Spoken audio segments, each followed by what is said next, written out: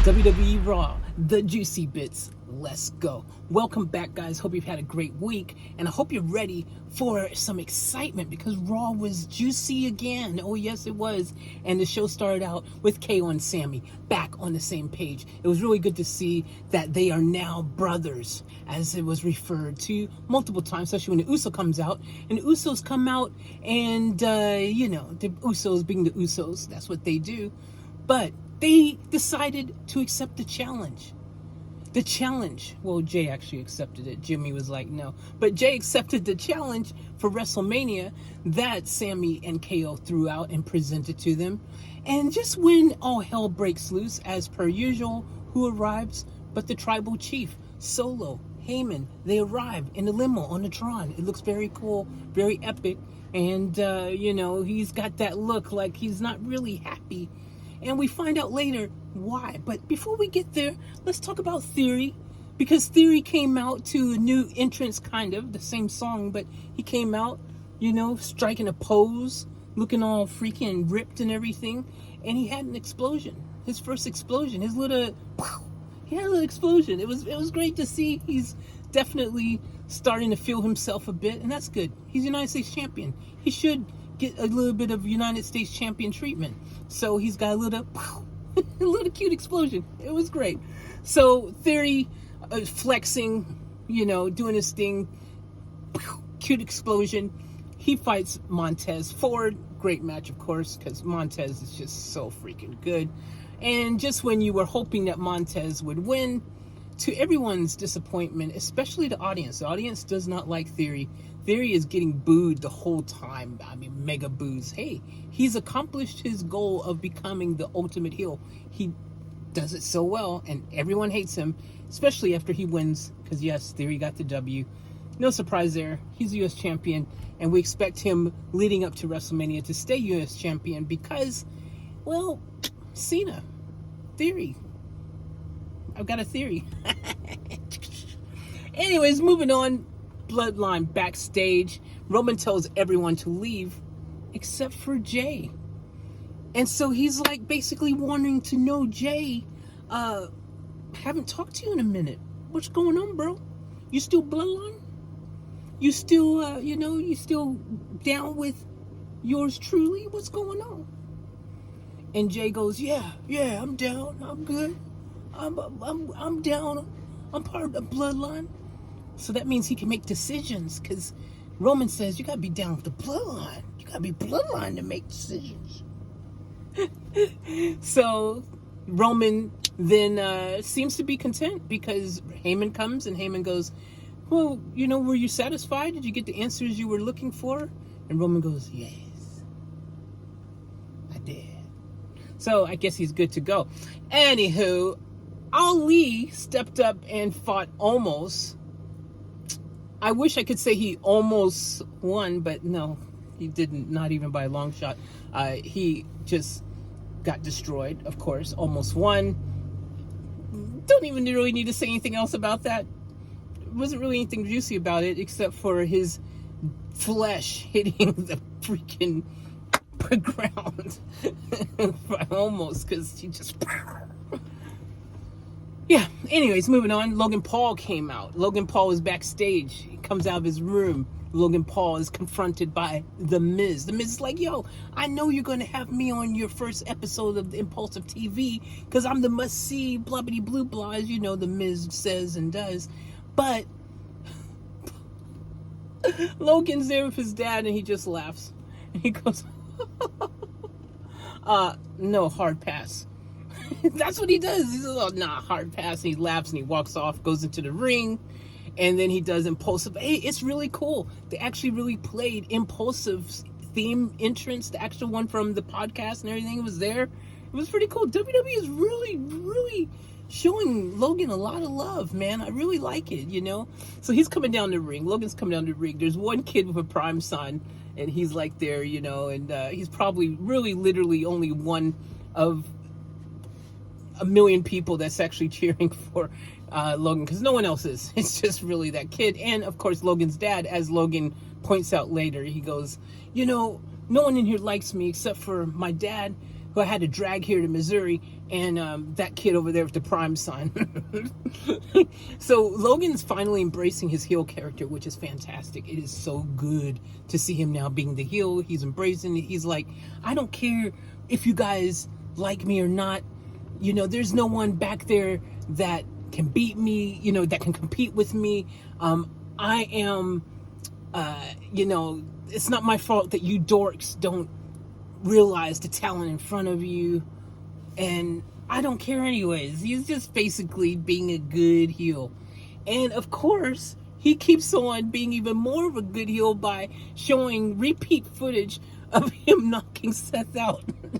And then it gets funny because every time they're like up to Andy, he's like, hey, show it again. And then the last time he shows, he's got clown faces and freaking little Tweety birds. It was great. Production team, bravo. So what happens then is suddenly that. What am I doing? Okay, forget. So I better tell you for y'all start seeing stuff that ain't even, just stop. Logan's mic stops. Just no sound. Logan's mic stops. Logan's like, what's going on here? And then on the Tron, it's Seth freaking Rollins, and he's obviously taking over the production truck, and he says, how am I going to save your first episode of Impulsive TV? You know, doing what Seth does. And then he goes, I know. And then he starts playing his music. He dances down to the stage. All hell breaks loose because Seth is like, I ain't even having it. The crowd's going, oh, singing his song. But before you can blink, Seth has just dove down, freaking tackled Logan to the ground, beating him down. Then they end up outside the ring. And then all hell breaks loose. Of course, that's what happens. Then Seth is on the top rope. Seth dives off of said top rope, takes out 2 security guards. Doesn't take out Logan, but after he takes out those 2 security guards, Logan is right over here and clocks him and flatlines freaking Seth again. Seth is out for the count. Freaking Logan knocked him out just like that. So, dude, he's now got some more footage to play with next week. It's so awesome. I mean, I just love this. You know, when Logan's doing his promo, he's like, I'm a 360 entertainer. You know, he's just really selling it. He's really, really just doing such a great job. He made a joke about the St. Louis Rams. Oops, sorry. I mean, Los Angeles Rams. The crowd was just, they weren't happy. He freaking just played the heel role perfectly. Great promo. I enjoyed it. I enjoyed everything about it. So good. Yeah, so let's move on, shall we? Let's talk about a couple other things.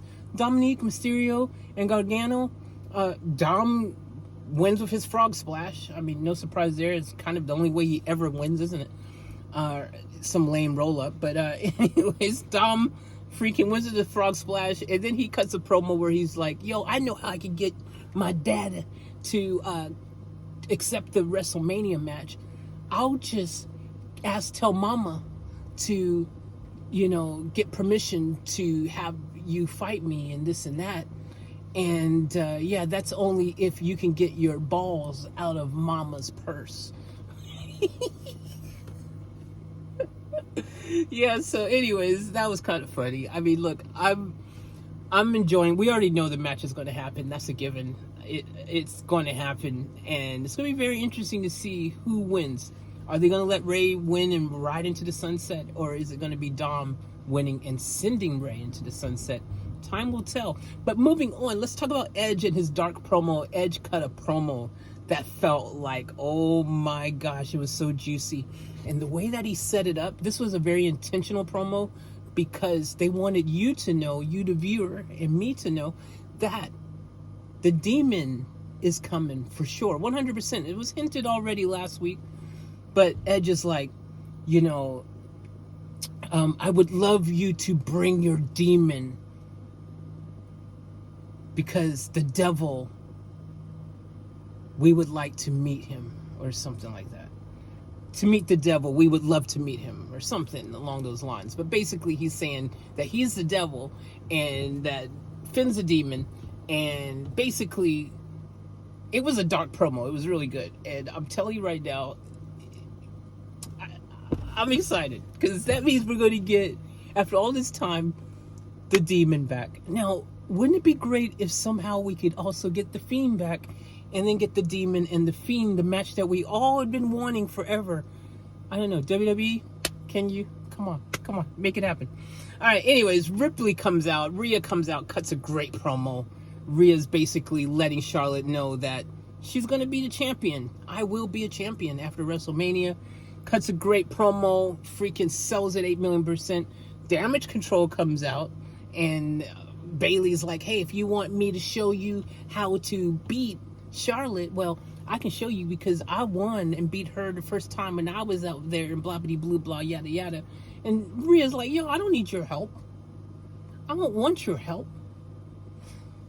And then basically Bayley decides to be like, yo, well, you know, we're tired of you being all cocky, arrogant, you know, and in our house here, you know, so we want you to leave basically. And here's the beautiful thing.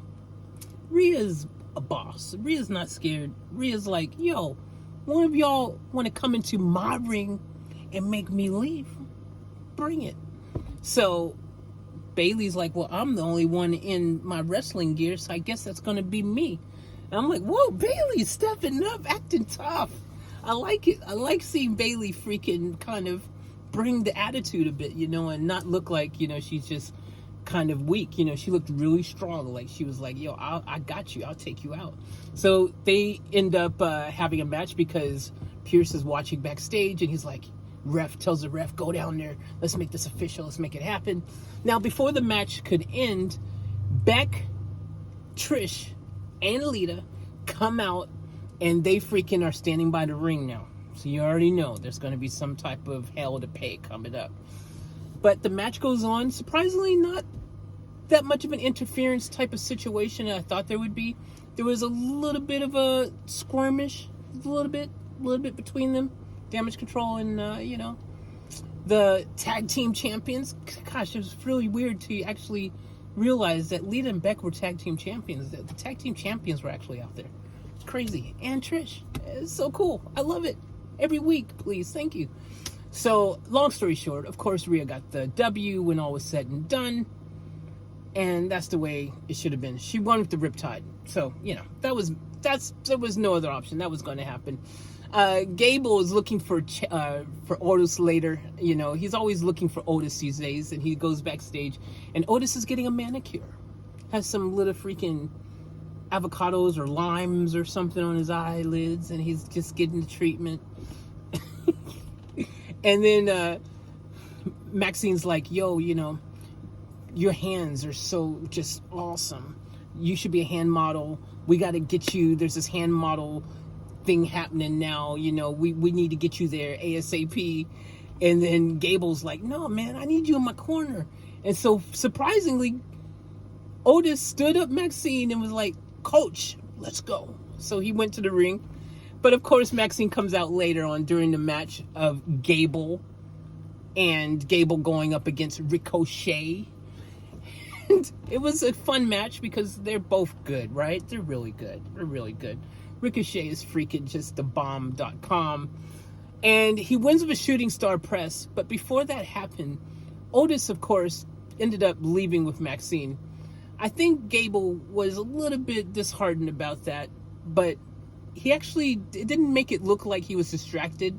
And that's why he lost. It just looked still like a clean win. But, you know, maybe subconsciously the Otis thing was in his head. Yeah, it happens, right? But great match. I enjoyed it. And, you know, Ricochet and that shooting star press was just so dope. That's how he got the W. Asuka Bianca tag team against freaking Piper and Chelsea Green. Interesting. But of course, Asuka and Bianca won. Asuka and Bianca kept freaking just not playing nice with each other. And of course, when all said and done, Asuka decided to flatten Bianca. And yeah, because they have to sell their match. They're getting ready to go to WrestleMania. So no surprise there, right? Then finally, the moment we've all been waiting for. Everyone's been waiting for this moment where Roman Reigns comes out, Roman comes out, and he comes out with Solo and Heyman, no Usos, because he sent them away earlier to feast and dine on the plane. So, yeah, they left. They weren't there. And so what happens is, Roman comes down, does the Roman thing, acknowledge me. Cody's music hits. Cody comes down. Great promos from these guys, man. Roman's like, yo, you run all the time. You ran when you couldn't do Stardust. You ran to go start another company that you couldn't get over in. And then you ran. And then your pecs went pop. You can't hack it. You're not made for this. And then freaking Cody was just on point as usual. Like, this is good promo stuff, right? Like, freaking Cody is like, you're going to wake up April 3rd and find out what it feels like to lose. And you're going to lose Jay. And you're going to lose, Jimmy. You're going to lose Solo. Solo, I'm a third generational, blah, blah, blah, blah. You're not ready. And then the crowd's like, you're not ready. You're not ready. And then it says, and then you're going to lose. Heyman's going to become an advocate. So basically saying he's going to go run back to Brock. It was such a nice touch. It was so good. So they both were just really freaking just pouring it on, doing great promos together. The story was fantastic. And then finally, Roman just is like, after Cody, how much good thing I made a little note here, because I didn't want to miss this part. The other thing that Roman says after telling, like, Solo, you're not ready, all this stuff, he goes, Roman, you're gonna have to learn to live with the fact that Roman with no more reigns, and a chief with no more tribe. Oh, that was so hard, dude. That was so hard. After he said that, basically, man, Roman just left the ring. What is he gonna say, man? He's like, freaking hell. Damn, he got me. Because Roman started to face the reality that there might be some truths to what Cody's saying. That there might be a situation where, yeah, everyone does leave him. Because he's already seen glimpses of insubordination. Even then, in the last moment, so Roman leaves, he's like, everyone let's go, everyone let's roll out kind of thing. When Roman leaves, you leave, right? Freaking Solo stood there and facing Cody. And Roman's like, what are you doing? And then freaking, he's just facing off with Cody. Solo is being like basically further taunted by the crowd, who's like, you're not ready and all this stuff. Anyways, so Solo freaking ends up deciding he's going to just go and freaking do a Samoan spike against Cody. And Cody's ready for him and kicks him and sends him back into the rope. And now he's really mad. So Solo's like, oh, and start doing King Kong. King Kong ain't got nothing to do with me. He's just losing it. And then Roman comes and grabs him and keeps him from freaking just going nuts. So Roman kept Solo from freaking, who knows what would have happened. It would have been good, but they got to save some of this stuff, right? They can't just have all this happen now. So the story was great. I mean, look, this was an awesome Raw, and I enjoyed it. Look, it was a great Raw. It really was. If I was scoring this, I would say I'm going to give it a 9.243 and a half out of 10. Yeah, sounds about right. Anyways, I hope you guys enjoyed. Hey, do me and yourself a favor. Click the subscribe button if you haven't already. All noties, give me a thumbs up because it helps with the algorithm. And I'll catch you on the next time when we do some more juicy bits. Yeah, I'm out. Love you. And remember to live each moment to the fullest and keep it off tap. you.